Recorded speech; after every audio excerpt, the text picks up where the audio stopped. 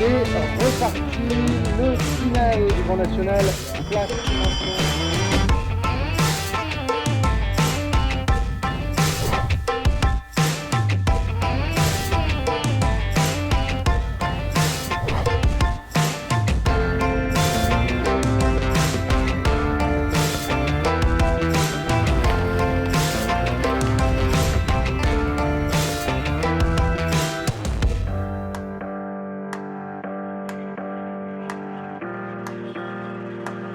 Une semaine après le saut d'obstacle, c'est le concours complet qui a lancé la saison 2018 à Saumur dans le Grand National AC Print.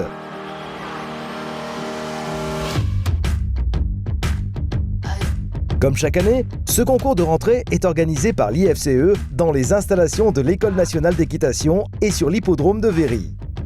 Entre les épreuves pro, amateurs et AS, ce sont plus de 400 couples qui se sont engagés ce week-end. Dans ce deuxième numéro de la saison, Grand National Le Mag reviendra sur la victoire de Maxime Livio et Picador. Vous ferez connaissance avec l'écurie Kep Edia, composée d'Ariana Chivot et d'Édouard Chauvet. Le portrait de cheval est consacré au champion olympique Antébé de Hus. La rencontre avec Maxime Livio, les réactions à chaud et bien plus encore, c'est maintenant dans Grand National Le Mag.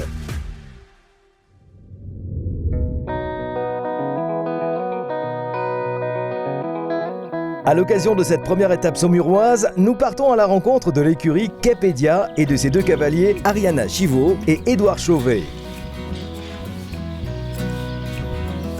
L'équipe, formée depuis maintenant 2 ans, est du coin, puisque les deux complétistes ne se sont installés qu'à quelques kilomètres de Saumur. L'écurie, elle a commencé l'année dernière. Donc on a fait équipe avec Ariana déjà parce qu'on est copains depuis un petit moment déjà. Et puis en plus on est voisins. Et donc ça s'est fait plutôt naturellement entre Saumurois, je dirais. Ça faisait quelques années que je voulais faire une équipe. Et j'ai pensé à lui, vu comme on travaillait déjà un petit peu ensemble, on est à 10 minutes l'un de l'autre. Et il me fait beaucoup travailler sur les barres avec des jeunes chevaux et d'autres chevaux aussi plus vieux comme Kéfira par exemple. Voilà. Dire que je la fais monter, c'est beaucoup dire, mais en tout cas on essaye de se donner des conseils sur les barres régulièrement. Et puis après, de temps en temps, on a un œil un petit peu extérieur au couple qui est déjà formé, qui peut aider sur certains petits détails et c'est ce qui peut faire la différence à la fin. D'origine italienne, Ariana a un très beau palmarès derrière elle. Les JO de Rio, les JUM de Normandie. Tout cela sous les couleurs de l'Italie. Mais depuis quelques années, c'est en France, dans ses propres installations, qu'elle a élu domicile. Un départ de son pays natal qui n'était pas vraiment prévu à la base. Je suis arrivée ici un petit peu par hasard, dans le sens que j'étais encore en Italie et je devais chercher un nouveau cheval. Du coup, je suis venue en France avec quelqu'un qui m'a fait essayer des chevaux. Et après, j'ai eu la possibilité de visiter ici le NE, de savoir qu'il y avait un cours pour devenir moniteur pour les étrangers. Et après, vu comme la jument que j'ai achetée, Kéfira, elle était chez Nicolas Touzin, j'ai eu la possibilité après de pouvoir m'entraîner avec lui pendant toute une saison. Et après, en fait, je suis restée à Saumur puisque je me trouvais bien ici. Voilà. Et du coup, j'ai monté mon écurie. Quant à Édouard, il est davantage un cavalier de saut d'obstacle que de complet, mais il a toujours porté dans son cœur cette discipline. Et s'il est là aujourd'hui, c'est grâce à Jacques Nougier, le propriétaire de Vésubio, un hongre selle français de 9 ans.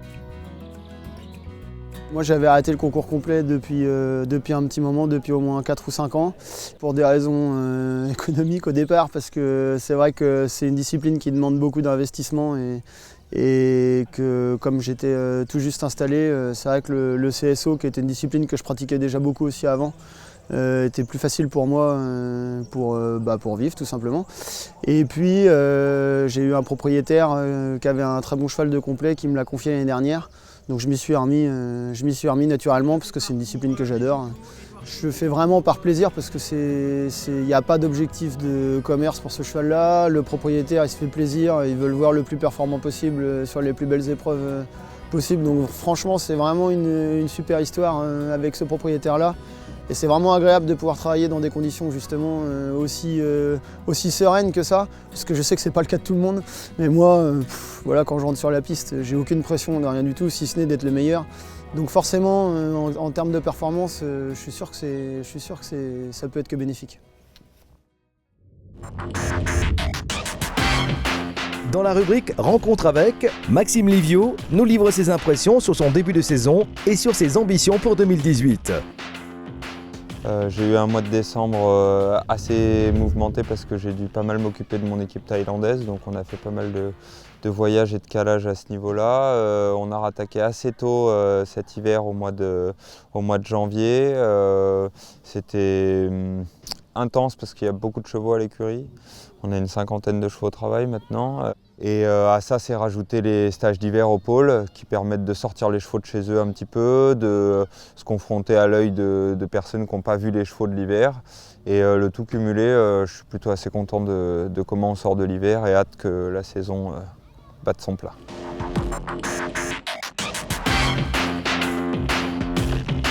Je m'en cache pas, Trillon c'est vraiment un objectif, à tel point que cette année on a décidé avec Thierry d'économiser Kalao, c'est-à-dire de ne pas lui faire de distance longue avant ça. Il va avoir 3 courses de prévues qui sont ici, qui sont le RM de Chatsworth et qui sont la Coupe des Nations d'Aix-la-Chapelle. C'est un cheval qui a fait 3-4 étoiles d'affilée sur le podium. Donc si le cheval va bien, l'objectif est clairement un podium à Trillon. Donc j'ai la chance déjà en début d'année d'en avoir 3 de qualifiés. Celui qui est prioritaire, c'est Kalao. Et on sait que si la santé et la préparation est là, le cheval est toujours performant. Retrouvons Cédric Liard qui nous emmène sur le cross de Saumur et nous fait découvrir la dernière combinaison du parcours. Bonjour, donc Cédric Liard, nous sommes ici au Grand National de Saumur sur l'épreuve de cross à la reconnaissance. Et nous nous trouvons à la combinaison 17, qui est une combinaison délicate qui arrive fin de parcours, juste derrière une grande côte, enfin une côte qui n'est pas très longue mais très raide, une marche assez conséquente, une foulée normale à marcher en distance, sur un très gros biais sur une maison en C et un élément D en haut aussi sur une maison directionnelle. À mon avis, la difficulté de cette combinaison-là, c'est qu'on arrive justement fin de parcours, que les chevaux vont être assez fatigués. Et voilà, donc là c'est vraiment sur le coup de jarret qu'il va falloir que les chevaux sortent un peu de cette combinaison-là. Techniquement, on est vraiment sur du directionnel, surtout pour les 2 derniers éléments. Donc là, la distance est complètement normale. Et puis ici, on arrive sur la maison. Voilà, première maison en biais. Sur une distance normale également, qui à mon avis va être délicate parce que c'est 2 efforts. Les chevaux ont sauté une marche, une deuxième marche. Il faut vraiment qu'ils se tirent pour sauter cette maison-là. Ça demande un gros effort aux chevaux. Donc là, on a un gros saut quand même en biais. Et ensuite, une distance qui est assez belle sur le dernier élément. Et encore avec un léger dénivelé vers le haut. Donc à mon avis, fin de tour, cette combinaison-là risque de poser problème, surtout sur cet élément-là. On verra plus tard, mais je pense que c'est une bonne difficulté sur ce parcours, à mon avis.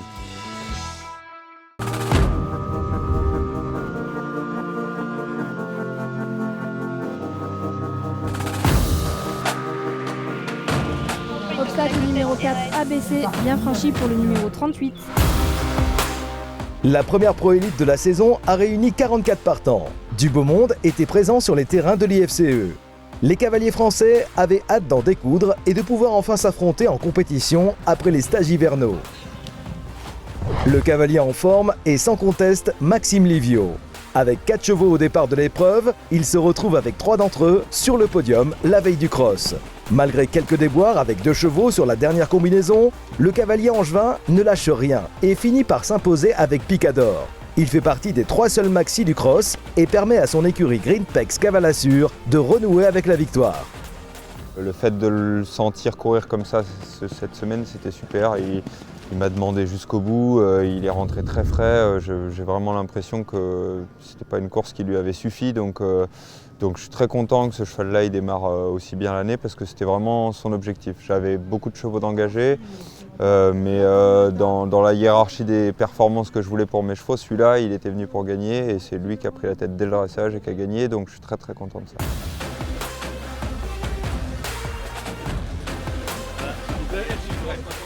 Luc Château et Propriano de Léba pour l'écurie Cerisier Bleu U, Île de Ré, prennent la deuxième place, avec un dressage à plus de 70%, un test de saut d'obstacle sans faute et un cross maxi. Le couple commence une saison prometteuse.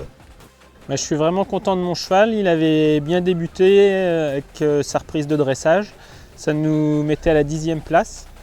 Après le CSO s'est très bien passé, il a remonté encore quelques places et là avec son maxi sur le cross, il pointe à la 2e place. Donc vraiment ravi, c'est la première fois que je l'ai aussi en forme à la rentrée comme ça pour le premier concours.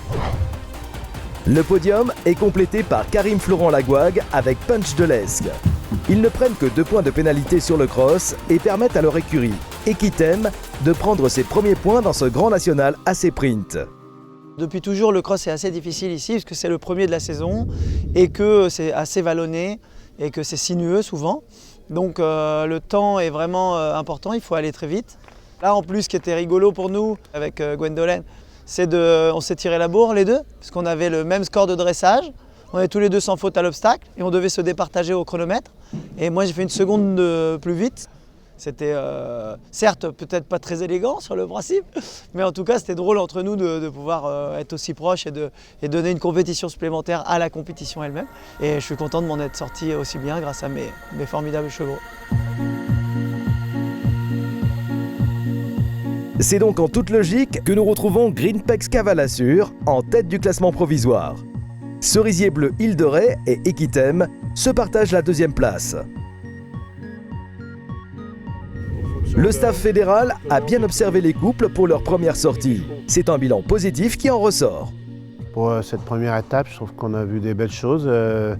C'est vrai que c'est assez tôt dans la saison. Les chevaux ont passé quand même un bon hiver. On a eu des bons stages et dans un délai de préparation, on est plutôt bien. Ils ont fait une belle rentrée. Les chevaux ont couru assez vite dans l'ensemble.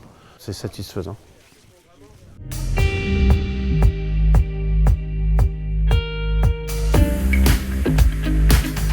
C'est sur Antébé de Hus que nos regards se sont tournés ce week-end à Saumur.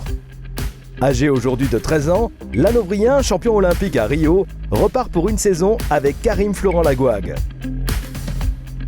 Très souvent présente sur les terrains de concours, Agnès Sellerier, sa propriétaire, se souvient comment l'histoire avec le Beaubet a commencé. J'avais rencontré quelques années avant Karim, à qui j'avais acheté plusieurs chevaux. Et c'était des chevaux, de fait de mon origine équestre, qui sautaient fort, de CSO. Et je me suis rendu compte dans la discipline de concours complet que je ne connaissais pas, qu'il fallait des chevaux qui se déplacent très très bien. Donc on a commencé à chercher et Aurélien Kahn nous a dit qu'il avait son cheval Antébé de Hus qu'il allait vendre. Et je dois dire que j'ai vu Antébé, eh bien ça a été le coup de foudre parce que le modèle est tout de même un modèle qui sort de l'ordinaire, qui a beaucoup de bec. C'est un cheval qui m'a tout de suite plu. Voilà les origines de Monsieur Antébé. C'est un cheval dans lequel j'ai toujours cru. Après, on savait que finalement le foncier, c'était le facteur limitant. Donc je savais que 2 étoiles longs, c'était pas du tout le problème. Mais j'y ai cru, en tout cas, je savais que je gagnerais, enfin j'espérais en tout cas gagner au moins CCI 2 étoiles.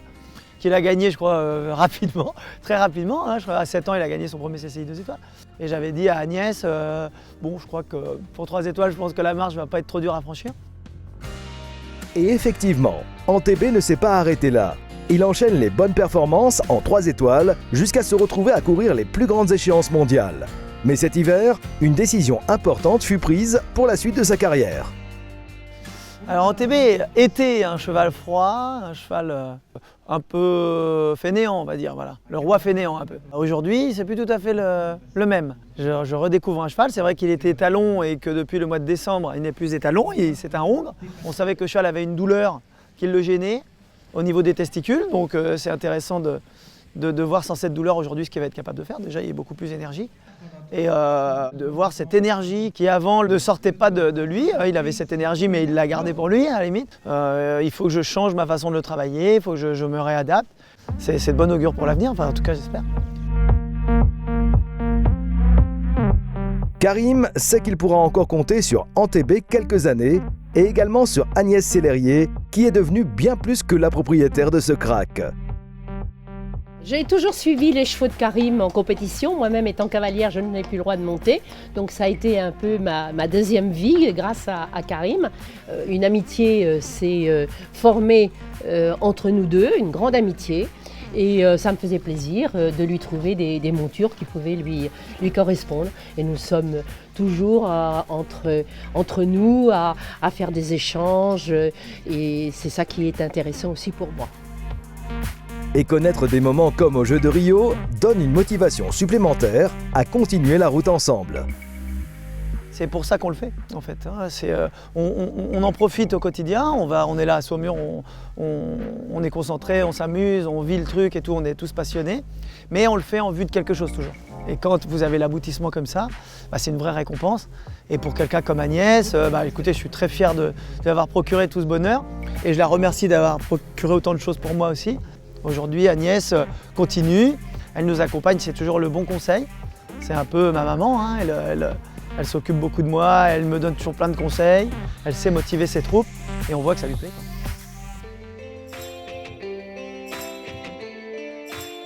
Notez bien sur vos agendas que la deuxième étape aura lieu du 19 au 22 avril prochain à Pompadour.